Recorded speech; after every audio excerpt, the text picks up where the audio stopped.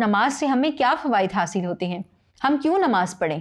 تو اس میں چند فوائد کا ذکر ہے، کچھ انفرادی فوائد ہیں، کچھ اجتماعی فوائد ہیں، آئیے روشنی ڈالتے ہیں۔ اللہ تعالیٰ کے سامنے بندے کی دن میں 5 مرتبہ حاضری اس کے دل میں یہ احساس تازہ رکھتی ہے کہ وہ اپنے اللہ کا بندہ ہے۔ بندگی کا یہ احساس متواتر نماز پڑھنے سے ایک مسلمان کی فطرت ثانیہ بن جاتا ہے اور اس کی پوری زندگی تعمیل احکام کا عملی نمونہ بن جاتی ہے۔ دوسرا، دن میں 5 مرتبہ قرب الہی کا احساس مسلمان کو یقین دلاتا ہے کہ اللہ تعالیٰ ہر وقت اس کے ساتھ ہے، یہ بھی خود کو تنہا محسوس نہیں کرتا۔ اللہ تعالیٰ کے ساتھ ہونے کا احساس اسے گناہ کے کاموں سے روکتا ہے اور اس کے دل سے ہر قسم کا خوف اور غم دور کر دیتا ہے۔ نمبر 3، نمازوں کے درمیانی وقفے میں بھی نمازوں کے اثرات جاری و ساری رہتے ہیں۔ نماز کے بعد گناہ کا خیال آئے تو بندہ یہ سوچتا ہے کہ ابھی تو اپنے اللہ سے دعا کر کے آیا ہوں کہ اے اللہ مجھے گناہوں سے بچا، اور ابھی گناہ کا کام کروں گا تو کچھ دیر بعد اس کے سامنے کیا منہ لے کر جاؤں گا۔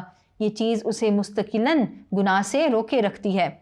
چوتھا نقطہ ہے، اللہ تعالیٰ کی عبادت اور اس کی خوشنودی کے حصول کے سلسلے میں 5 مرتبہ باہم ملنے والے افراد کے درمیان محبت و یگانگت پیدا ہوتی ہے جس سے سب کو فائدہ پہنچتا ہے۔ تو بچوں، یہ اس کا اجتماعی فائدہ بھی ہے۔ اگلے نقطے کی طرف بڑھتے ہیں۔ نماز باجماعت سے اور بطور خاص جمعہ اور عیدین کی نمازوں سے مسلمانوں میں اجتماعیت کا شعور پیدا ہوتا ہے۔ جب مسلمان رنگ، نسل، علاقے اور طبقے کے امتیازات سے بے نیاز ہو کر شانے سے شانہ ملا کر ایک امام کے پیچھے کھڑے ہوتے ہیں تو اس سے ان کے درمیان فکری وحدت کے ساتھ ساتھ عملی مساوات کا احساس بھی پیدا ہوتا ہے۔ تو بچوں، یہ بھی اجتماعی نقطہ ہے کہ جب انسان 5 وقت نماز پڑھتا ہے، پھر عیدین کی نماز پڑھتا ہے، جمعے کی نماز پڑھتا ہے، تو اس طرح مسلمانوں کے درمیان مساوات کا درس نماز سے ملتا ہے، باہمی یگانگت کا درس پھر نماز سے ملتا ہے۔ چھٹا نقطہ ہے، اجتماعی شکل میں انجام پانے والے اعمال کی کیفیات انفرادی اعمال کے مقابلے میں زیادہ مؤثر ہوتی ہیں، اسی لیے اجتماعی نماز کا ثواب انفرادی نماز کے مقابلے میں 27 گنا زیادہ ہوتا ہے۔ لہٰذا ترجیح دی جانی چاہیے کہ انفرادی نماز پڑھنے کی بجائے جماعت کے ساتھ جا کر نماز پڑھی جائے۔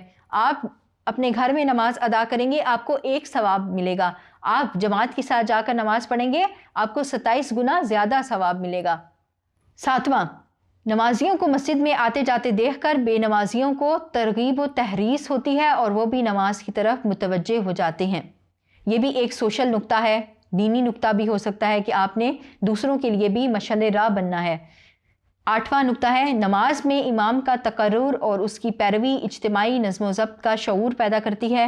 نبی اکرم صلی اللہ علیہ وسلم نے تو نماز باجماعت کے لیے مسجد میں نہ پہنچنے والے افراد کے لیے فرمایا تھا کہ جو لوگ نماز کے لیے مسجد میں نہیں آتے، اگر مجھے ان کی بیوی بچوں کا خیال نہ ہوتا تو میں ان کے گھروں کو آگ لگوا دیتا۔ تو بچوں، نماز باجماعت پڑھنے کی بہت زیادہ فضیلت ہے، اور نماز باجماعت نہ پڑھنے والوں کے لیے وعید بھی آئی ہے کہ رسول اللہ صلی اللہ علیہ وسلم نے فرمایا کہ میرا دل تھا کہ میں ان کے گھروں کو آگ ہی لگا دیتا، لیکن ان کے بیوی بچوں کا خیال تھا۔ لہٰذا ہمیں چاہیے کہ نماز باجماعت پڑھنے کی عادت ڈالیں۔